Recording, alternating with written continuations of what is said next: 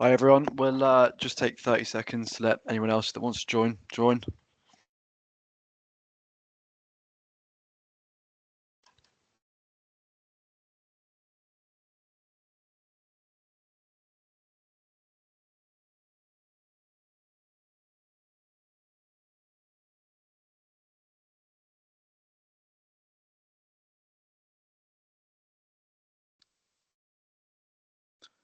If anyone has any questions throughout the presentation, feel free to drop them in the Q&A box at the top of the screen, and we'll get back to them at the end.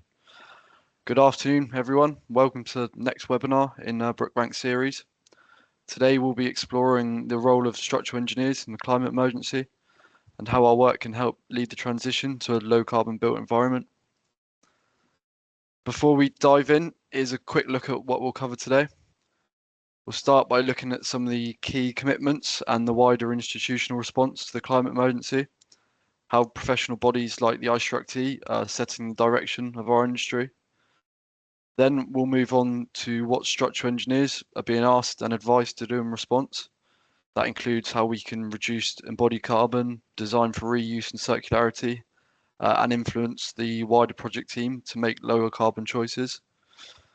We'll also touch on some of the challenges and considerations that come with trying to embed low carbon thinking into everyday engineering practice, the real world factors that can make this difficult, but also where the opportunities lie. And finally, we'll look at a couple of case studies to see how these principles are being applied in practice. Examples that show what low carbon structural design looks like when it's done well. A quick bit about Jacob and I. My name's Jack. I'm a project structure engineer here at Brookbanks. I've got around 2.5 years in industry experience. I've helped deliver a range of structural projects from multi-story reinforced concrete frames to large housing schemes. So key commitments and institutional response. The Climate Emergency Task Group, or CETG, was set up by the Institution of Structural Engineers in October 2019 to coordinate the profession's response to the climate emergency. Its aim is to embed climate action across everything the institution does, from engaging with members and committees to promoting low carbon, sustainable and regenerative design practices. Since forming, the group has produced some really influential outputs, including the embodied carbon calculation guidance and structural carbon tool, guidance on circular economy and reuse, and the regenerative structural engineer report. They've also helped to shape policy discussions like the proposed Part Z regulation and integrated sustainability into CPD and membership standards. In short, the CETG has helped make sustainability a core duty of our profession, supporting engineers to design for net zero and circular economy goals, rather than treating it as an optional extra. At Brookbanks, this kind of thinking underpins how we approach every project, aligning our work with the direction the institution is setting. One of the biggest shifts we've seen from the institution is the call to treat sustainability with the same level of importance as structural safety. That's a really major statement because for decades, safety has been the foundation of our profession. The IStructE's position now makes it clear that climate action and low carbon design carry the same weight ethically. The reasoning behind this is quite simple. The choices we make as structural engineers influence around 10% of global carbon emissions. From the materials we specify to how efficiently we design, we have a direct impact on the planet's carbon footprint. Recognizing that, the institution is embedding sustainability across codes, standards, education, and professional assessment, encouraging engineers to think about carbon, durability, and resource use right alongside safety and serviceability. It's a really powerful mindset shift, moving from simply building safely to building safely and responsibly for the future. All of this reinforces the same message. Sustainability isn't a side topic anymore. It's integral to what good engineering looks like today. So to support this shift in mindset, the institution has pulled together a really comprehensive climate emergency package, which is a series of 5 key publications that give clear, practical direction for engineers.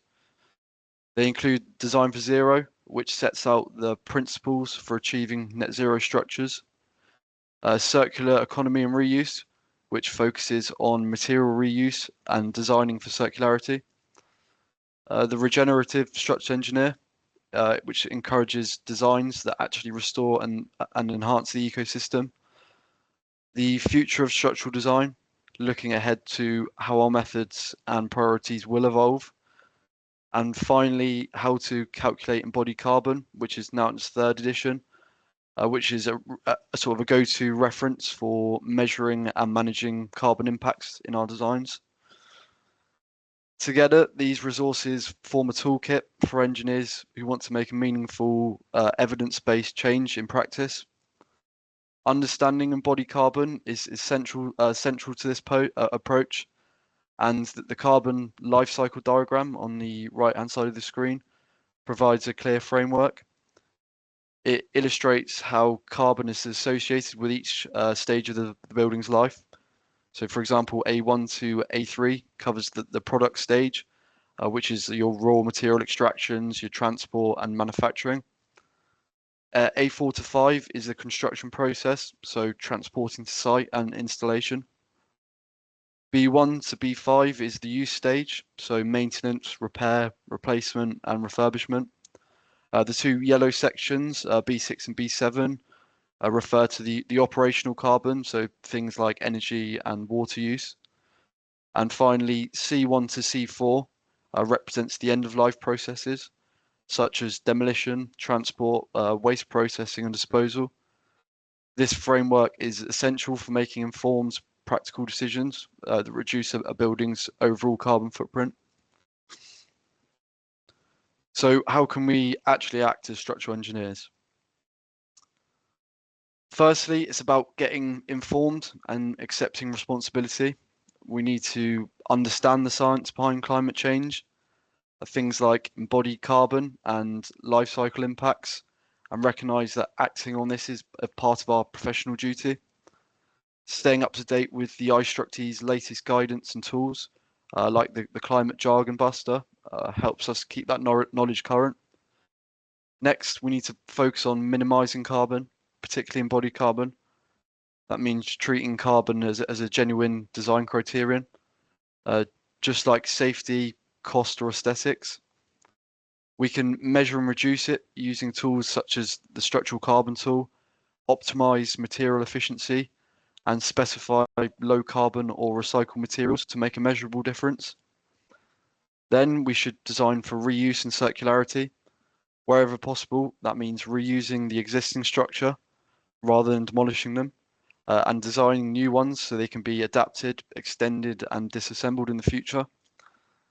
This approach is supported by IStructE's circular economy and reuse guidance, and is a key part of reducing our overall impact. We also have an opportunity to influence the brief and the wider project team. As structural engineers, we're involved early in shaping decisions. We can set carbon and resource targets, question unnecessary complexity, and communicate the value of low carbon, minimal intervention solutions backed up by data. Beyond that, it's about innovation, collaboration, and continued learning. Using tools like the structural carbon tool will help us measure progress, but attending webinars, training sessions, and conferences on sustainable design ensures we stay at the forefront of good practice. Setting measurable goals, such as net zero commitments, and reporting progress transparently helps build trust and accountability across the industry. And finally, it's not just about the carbon. As structural engineers, we should also consider broader sustainability themes, things like biodiversity, resource efficiency, social equity, and resilience to climate change.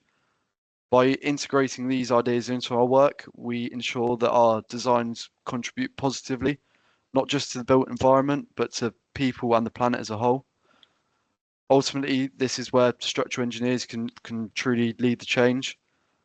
by combining our technical expertise with climate awareness and embedding that mindset into every project. When we look at designing sustainably, it's important to think about both the substructure and the superstructure from the very start of the project. For substructures, that means challenging whether deep foundations or basements are even needed, reusing existing foundations where possible, and setting early embodied carbon targets. At concept and technical design stages, we can optimize foundation types, concrete volumes, reinforcement, explore low carbon mixes, and coordinate closely with the geotechnical engineers to avoid over-design. On-site, carbon reporting, material reuse, and accurate prefabrication help to reduce waste. For the superstructure, sustainable thinking starts with questioning grid sizes, floor-to-floor heights, and material strategies, from timber and hybrid systems to low-carbon concrete and steel. Throughout design stages, we optimize layouts, use rationalized grids, standardized components, and modular or offsite fabrication where possible. At the technical design and construction stages, detailed BIM coordination, EPDs, recycled materials, and post-construction carbon reviews ensure both performance and accountability. The key takeaway from all of this isn't that sustainability isn't just a layer that we add on at the end. It's embedded to every stage, from early strategic decisions through to handover. So what are some of the challenges and considerations that are raised? Of course, transitioning to low carbon structural design isn't without its challenges. First, there are trade-offs with safety, cost, and compliance. Low carbon or lean design must never compromise safety or regulatory requirements. And sustainable materials or retrofit strategies can bring cost implications that need careful management. Next, uncertainties in measurement and policy remain. Embodied carbon metrics are still evolving. Standards and regulations often lag behind best practice, and some materials lack verified carbon data. Finally, the scale of change and industry capacity is significant. Many firms, especially smaller ones, have limited resources, making widespread implementation harder. Achieving a true industry-wide transformation will require stronger policy, collaboration across disciplines, and demand from clients. Acknowledging these challenges helps us plan smarter, more practical solutions, and focus our efforts where they'll have the most impact.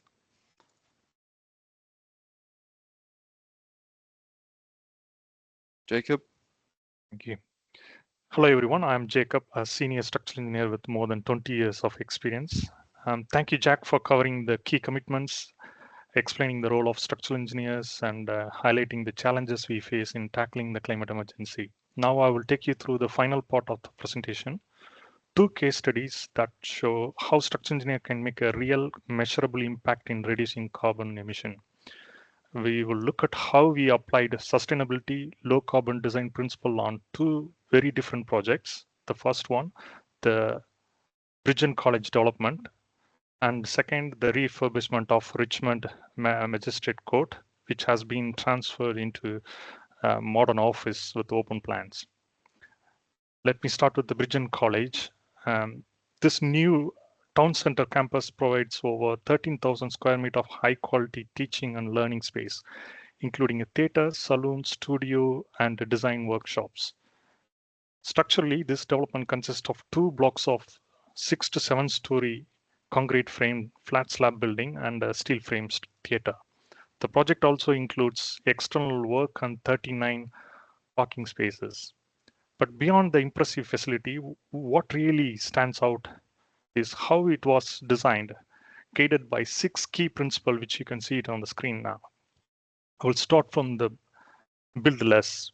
By reusing material from demolished structure as engineering fill, we avoided the need for a basement or retaining wall, saving both cost and carbon. During the design development, our team also identified a dead space in the theater area, a portion of the footprint that didn't add any value to the building. By removing it, we reduced the building size without losing any functionality for the client. This kind of thoughtful intervention show that sustainability often comes from questioning what is truly needed, not simply adding features for the sake of it. The next one is build lean. Build lean is about maximizing value while minimizing the waste, using just enough material to deliver safety, performance, and durability.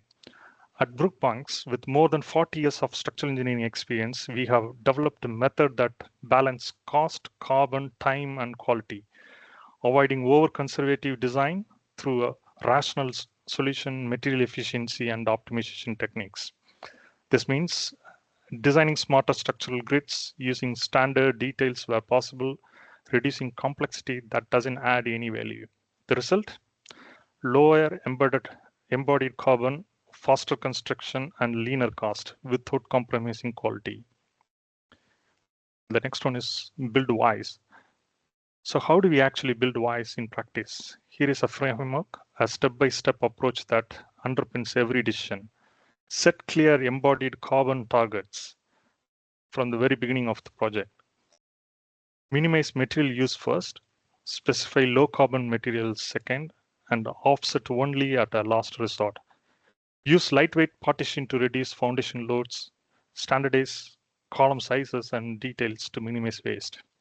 In short, build what is needed, build it efficiently, and build it with purpose. The next one is building low carbon. At Bridgen College, this principle came to life through specific design choices. We used up to 60% of GGPS cement replacement and up to 90% of recycled aggregate and reinforcement steel. Also, we advised sourcing material locally to reduce transport emissions. Build for the future.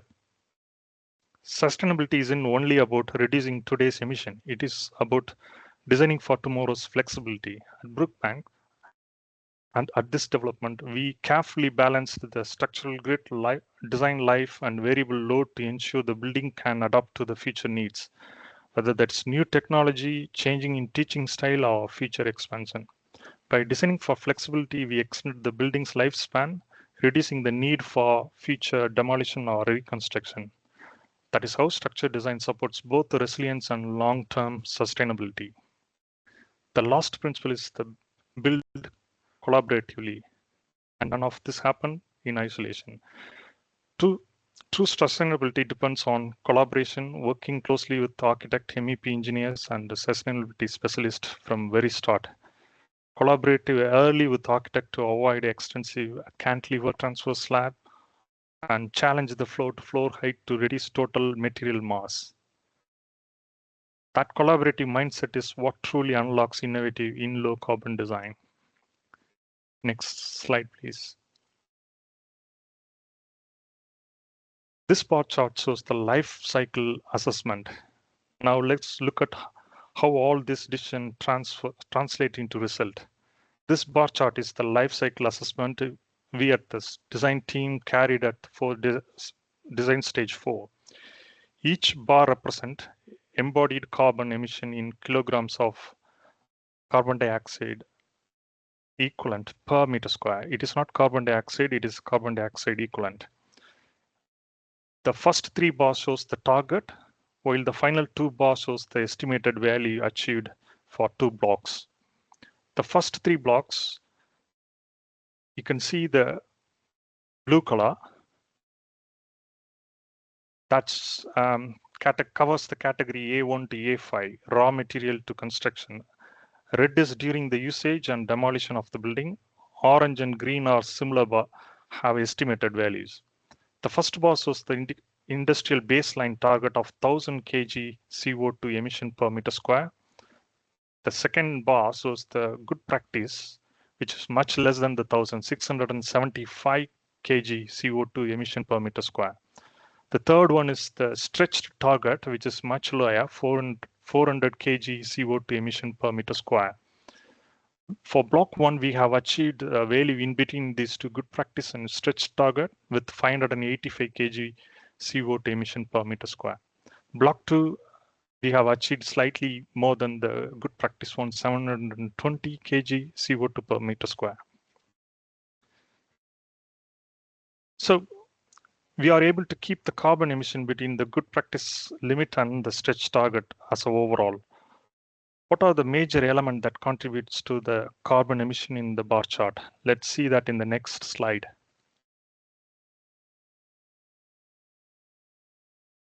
You can clearly see that the left one is the block 1, right one is the block 2. The bottom line, you can see ready mix concrete, that is covers 36 to 40% of total carbon emission, which can be reduced by carbon cement replacement products such as GGPS. Reinforcement steel accounts for 15 to 16% of total carbon emission, which can be reduced by using recycled steel. This chart has a limitation. As you can see, there are many elements which is not directly controlled by structural engineers. This demands a new metric system to explicitly show how efficiently the structure works in terms of carbon emission. To overcome the limitation, we have a new metric system which accounts only for the structural element, which is proposed by IStructE, the score. Can you get to the next slide, please? The score system works in a similar way to an EPC rating. It allows structural engineer to focus specifically on reducing the embodied carbon associated with the structural elements, the part of the design we have the greater control over. We achieved score C for block 1 and A+ for block 2 with this development. Next slide, please. This is the Richmond Magistrate Court refurbishment. The second case study is the refurbishment of Richmond Magistrate Court, a project that beautifully illustrates how the 6 build principle can be applied to existing buildings. Originally, this was a traditional court building. Its has now been transformed into a modern open plan office space. As you can see on the screen, the image on the left shows original building before refurbishment, and the image on the right shows the completed transformation. This project is a great demonstration of 6 build principle in action. I will recall that 6 principle we have seen earlier. Build less by retaining and reusing the majority of the existing structure. We avoided the need for demolition and extensive new materials. Build lean. We used only the minimum amount of new material necessary to achieve the new layout. Build wise. The design was carefully planned to minimize waste during construction and refurbishment. Build low carbon. We introduced a lightweight steel framed additional story on top of the existing structure, delivering extra floor space with minimal embodied carbon. Build for the future. The refurbished open plan structure now provides flexibility for future adoption as workspace evolves. There's an open plan. People can change the way they can work in the future. And finally, build collaboratively. This success relies on close collaboration between all disciplines, structural engineer, M&E, architects, to integrate old and new element seamlessly. The 2 project highlights what is possible when we combine experience, innovation, and collaboration. Providing that sustainability isn't just a target, it is something we can achieve in every project. Thank you for listening. We can jump into the question and answer.